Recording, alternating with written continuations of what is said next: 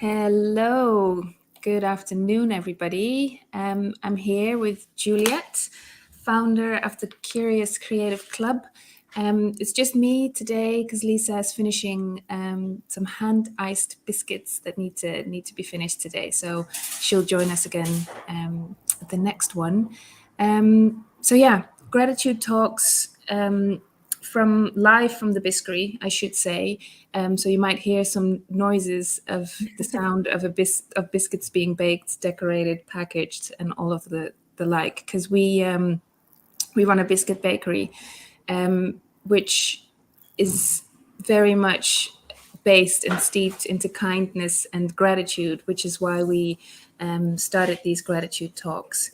And Juliet, it would be good if you wanted to introduce yourself to the listeners, viewers, because I don't want to miss say anything. It's fine. Okay, so hi everybody, I'm Juliet from the Curious Creative Club. I set the Curious Creative Club up to kind of encompass all the creative projects that I do. So I'm a writer and an artist, originally writing over 100 blogs on creativity for well-being. So that's kind of how it all started out. And then things have just kind of added on and on and on. I'm kind of multi-passionate. Don't want to say get bored easily, but always looking for new ideas. And so I do various things. I do coaching, I deliver creative workshops, I run a small business accountability group called Wow Team with a friend of mine called Claire. And what else do I do? Trying to write a book. I sell my art pieces locally, so I am an artist as well. Really enjoy doing that. And yeah, I love everything to do with creativity and well-being, to be honest. I'm always coming up with new ideas. The latest one I did not so long ago, which was lunar journaling, which was kind of tying in the different phases of the moon into like a journaling event, which I really enjoyed and went down really well. Yeah, Okay. that's everything. Oh, the only other thing I do is I'm a community coach for Life After Cancer, which is a CIC to help people who have come through cancer treatment, are out the other side, and are kind of navigating what their life looks like post-cancer. Right. And you're a mum as well. Yes. 2 teenage children, crazy cockapoo dog that's like the child, 2 cats, and a husband who's probably quite like another child as well, to be honest. And somehow you manage it all. Well, try to. Yes, like we all do. Do you want to say a little bit about why you wanted to come on these gratitude talks? I've read a little bit about your history, and I think I can imagine why, but it would be great to hear it from you. Yeah, I think just because it's a big part of what we do within our WOW team and also coaching.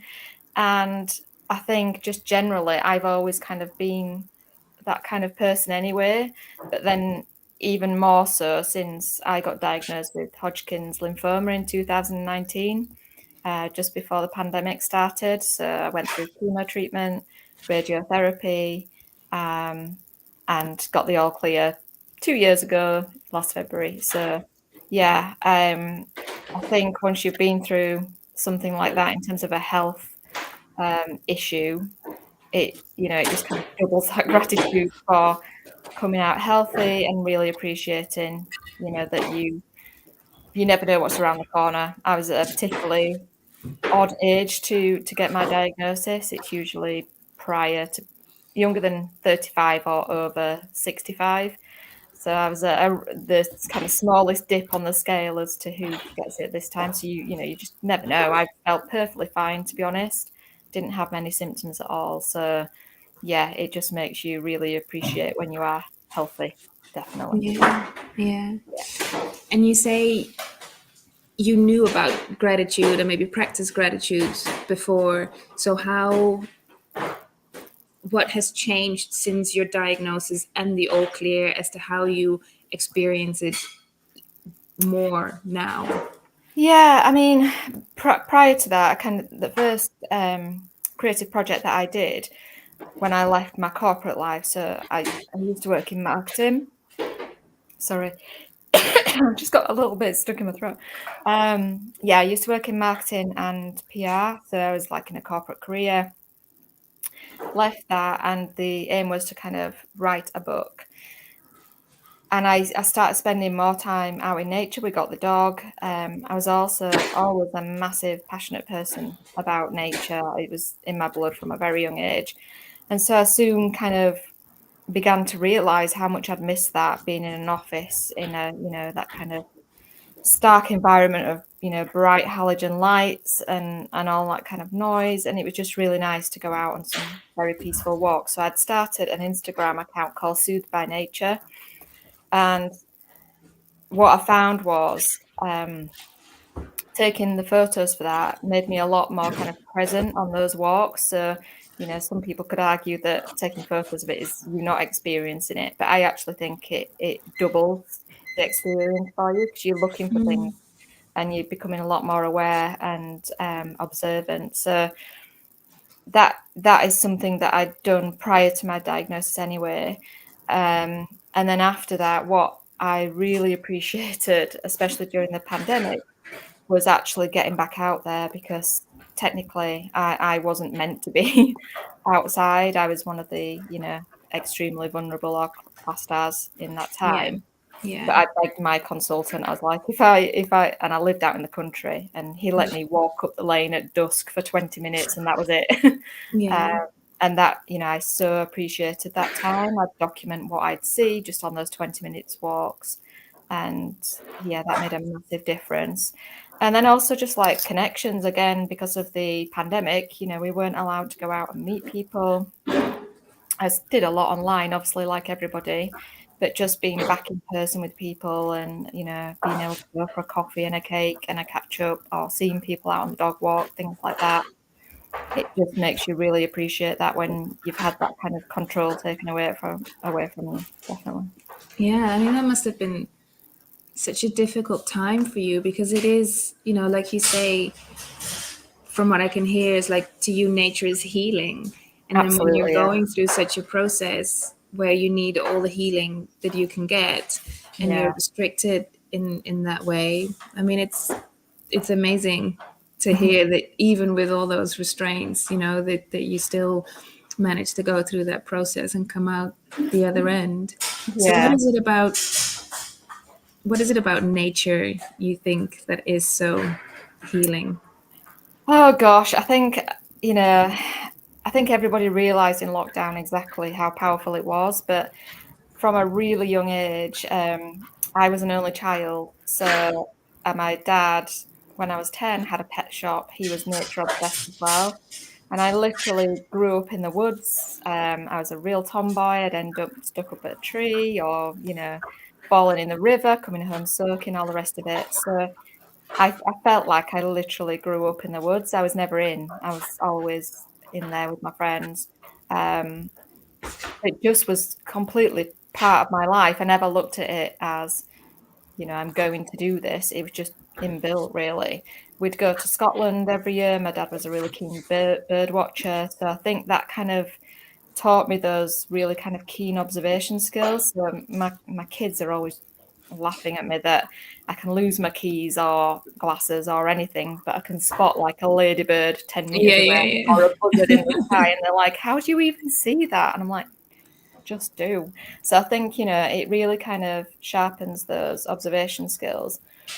But just it's that sense of it being bigger than us, I think, isn't it? And that we're actually quite insignificant on this planet, really.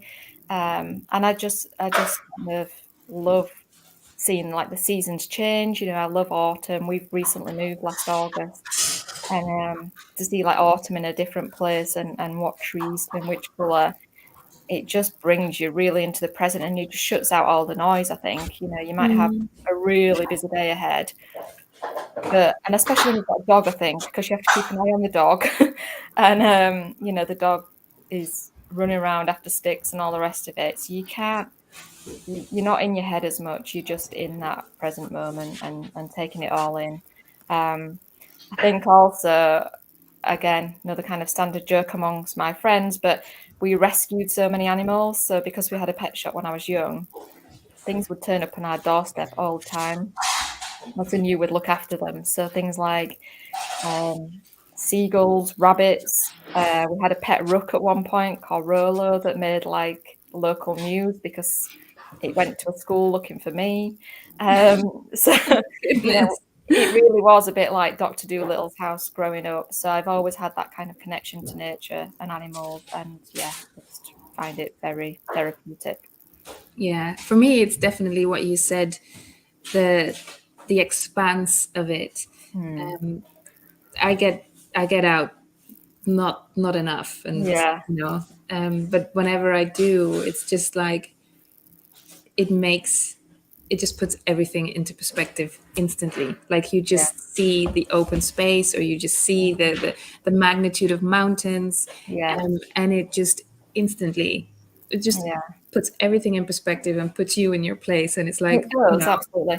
And it gives that sense of awe, doesn't it? So like you're saying about, if you're in a place where there's a big mountain range or, looking out to the sea, I could look out to the sea all day long. I'm terrible. And it's just that sense of bigger than us, isn't it? 100%.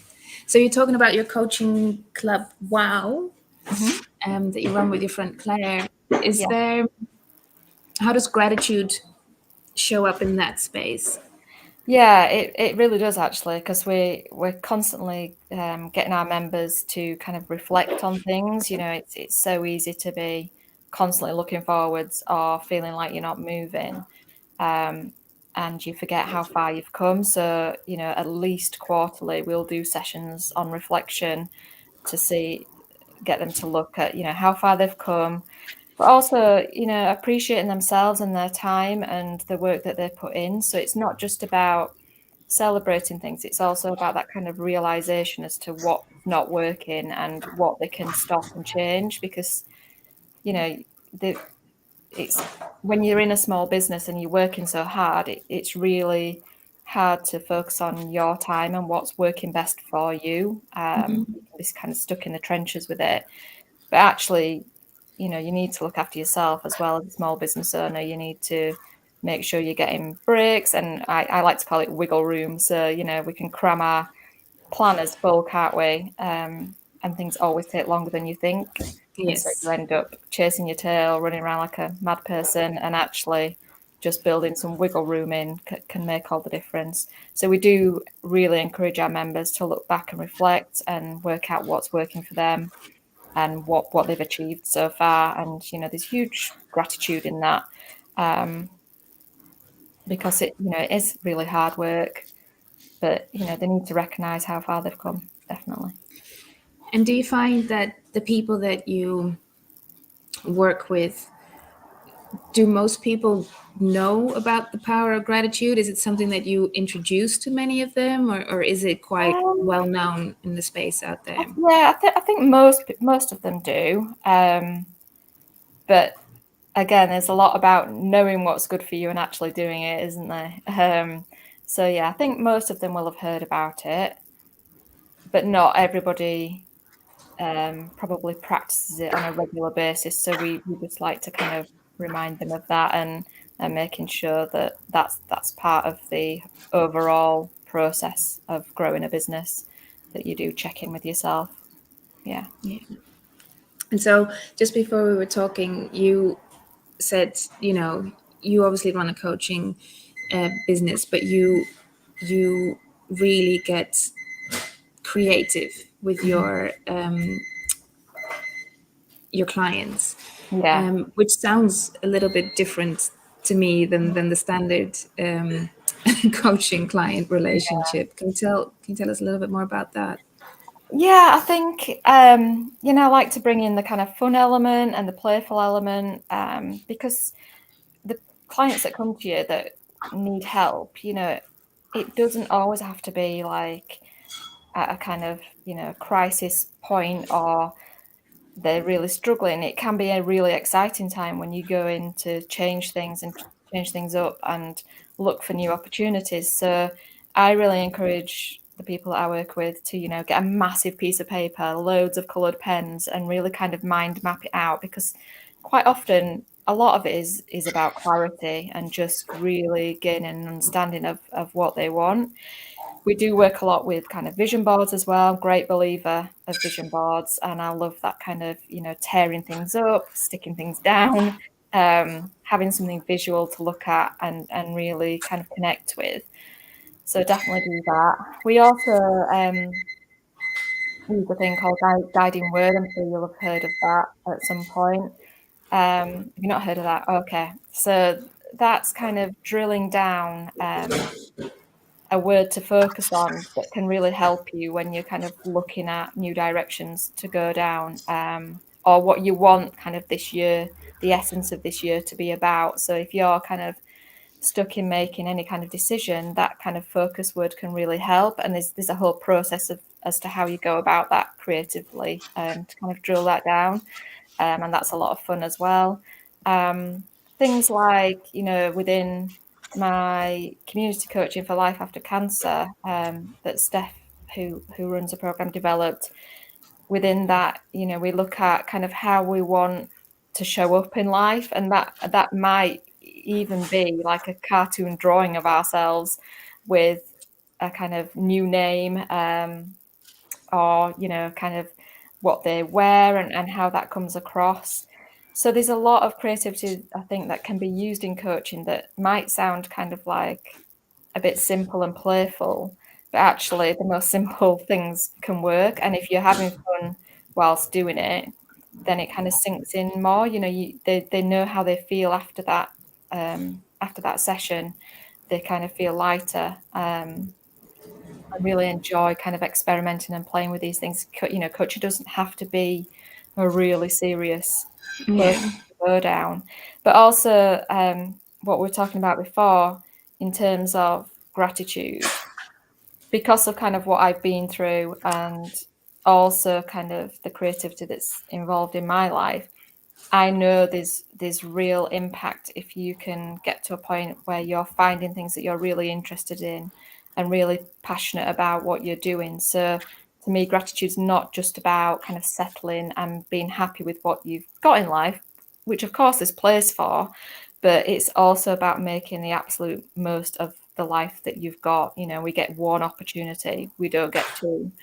And not many, people don't always see that until there's some kind of big event, but I'd love it to happen before that. I'd love people to get excited and passionate about their own lives and discover what drives them, discover what is going to light their fire. And creativity can really help with that, going and learning a new skill. You don't have to be an artist or a writer. There are so many different things. So if I can just get people involved in creativity in some way, shape or form, I see the light bulbs go on behind the eyes. I see that connection, and to experiencing something new, there's so much evidence about if we're learning something new, it's so good for our brains and keeping us healthy and happy. And creativity is definitely something that can do that. It doesn't always have to be something kind of physical. There's so much emphasis put on what's good for us physically and making sure we exercise and all that, which of course is important. But I kind of wish the same kind of emphasis was placed on learning new things and adding creative activities into your life. So many people believe they're not creative, and it's just not true. Creativity can be a whole host of things. It can be problem solving as well. And in fact, it's the number one skill that employers are looking for now. It's higher than anything else at the moment. So there's so much to be gained from adding some form of creativity into your life. Yeah, I'm interested in that, because it's what you say. A lot of people are scared about that. Yeah.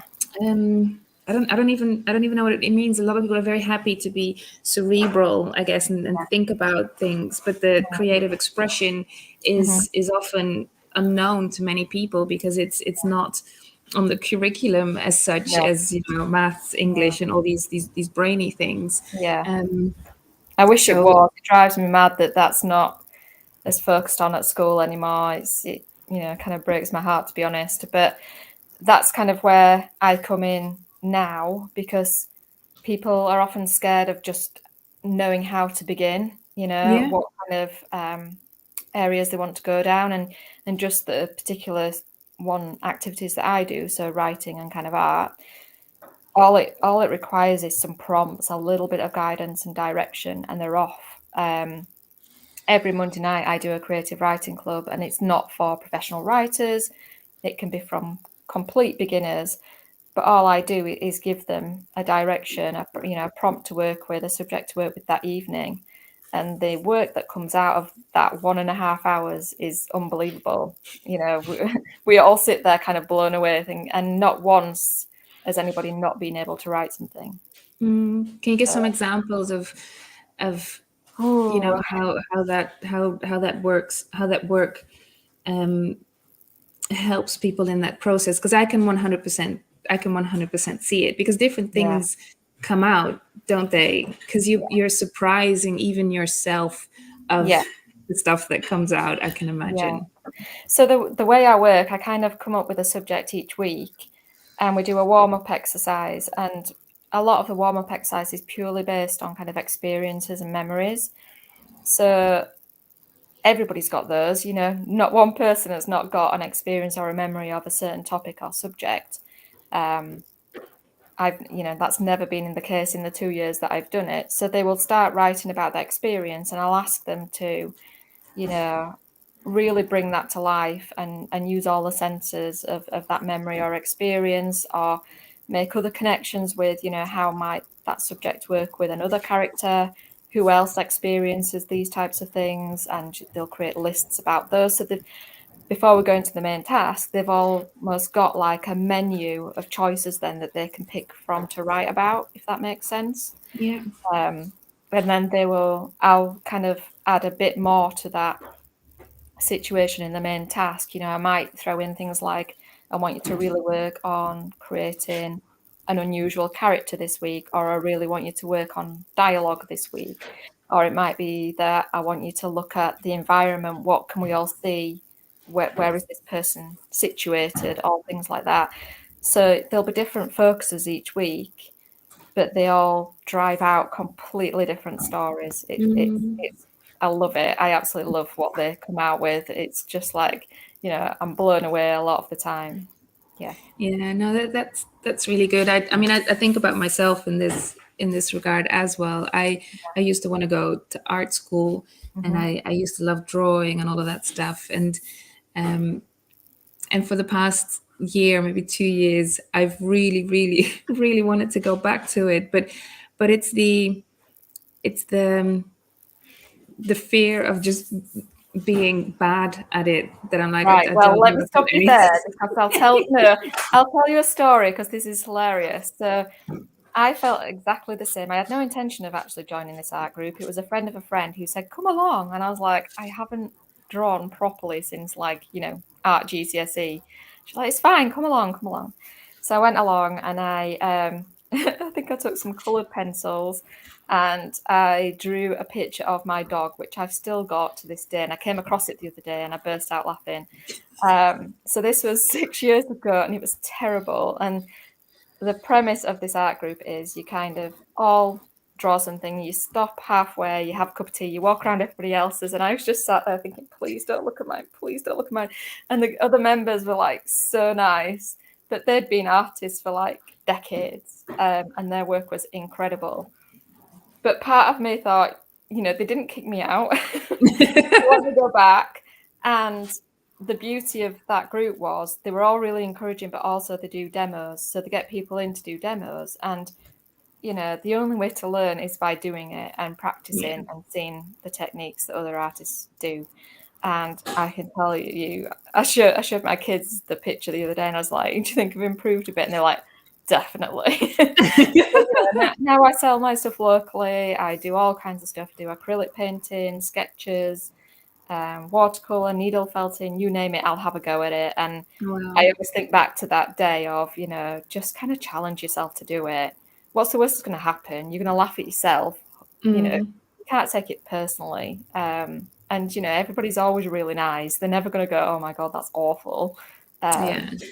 So Yeah, I might really need some nice to be external part of help. that group. You what? Sorry. I said I might need some external help as well. Go to a group and do it in that setting, because I don't think I'm going to just do it somewhere in my attic with a room and then just taking Well, myself. that's just the thing. It forces you to do it. Every Tuesday night for 2 hours, I'll be going to do this thing because, like you say, if you did it at home, you just wouldn't find the time, would you? So, and everybody, again, paints or draws so differently, and you pick up techniques from them, or they'll give you advice on what kind of paper to get or paint to get, things like that. So it is really useful.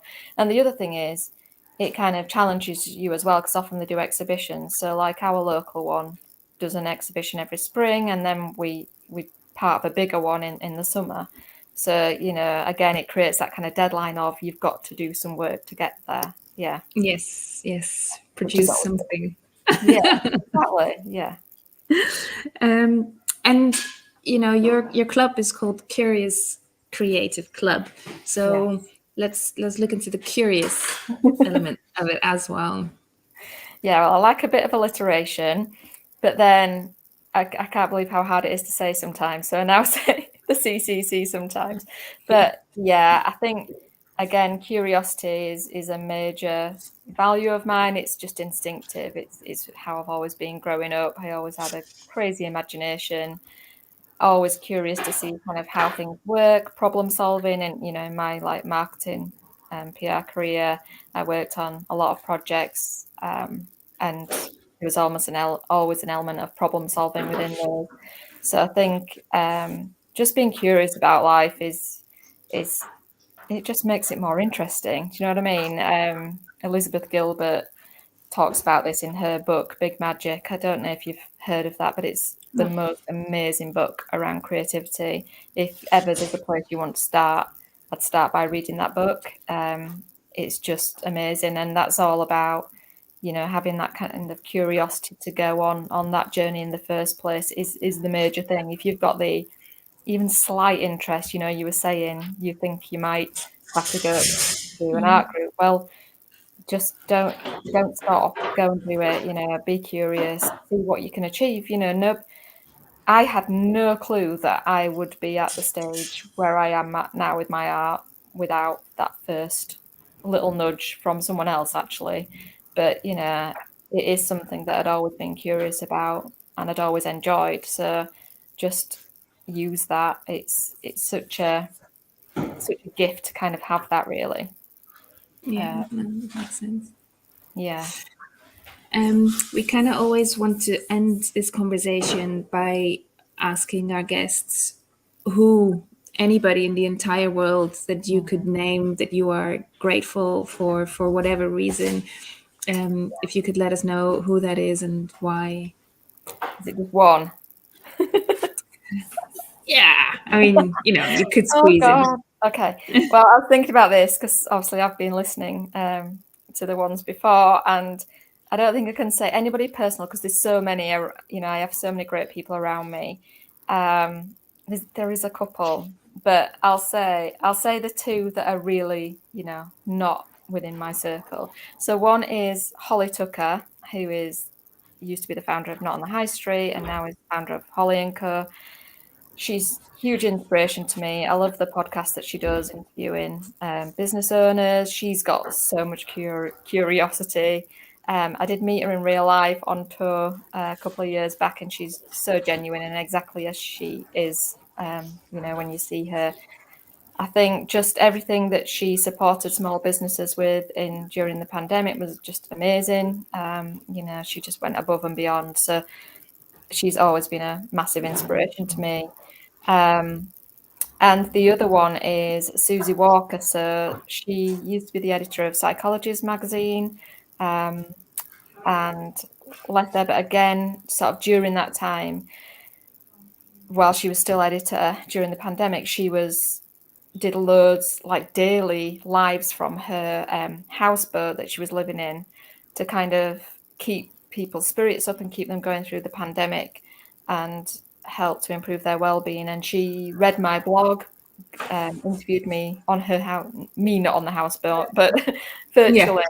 And we had a great conversation about creativity, and then that led to her asking me to do 10 Instagram lives for Psychologies magazine to kind of inspire people whilst in lockdown to do something creatively. So those challenges are on my website if anybody ever wants to have a go, dabble. And that was right at the end of my treatment. So I got this opportunity, and at that point I had no hair, headscarf on, no eyebrows, no eyelashes. And I was like, can I really do this at this moment? I'm like, I'd be stupid not to. Wow. So yeah, that's kind of how that happened. But she's amazing, and now lives near Northumberland and she's created the Annick Literature Festival this year, just purely off her own back and all the contacts that she had. And she's a writer as well. So yeah, she's amazing, really inspirational. Well, we'll try and send a biscuit to both of those people. But yeah, the Holy Tucker one might be a little bit, more difficult. But if you could, send us the contact of the other lady, maybe you might have that one, and then we can definitely send a biscuit to her from you with a message from you, because that does sound like a very special relationship and thing that happened at the end of that. Yeah, it was so nice actually that she had the confidence in me to kind of do that, and it gave me a massive boost at that time, to be honest. Yeah. Thank you so incredibly much for your time and your open conversation. I definitely took a lot from that. Well, I hope you go join that art group. I am. I'll be watching. Yeah, I know. Yeah, I better find something local here in Leeds, but I'm sure I'll take loads. a picture of the picture I did of the dog. Yeah. That doesn't motivate you, nothing will. Okay. Thank you so much. Thank you. Thanks a lot, Saskia.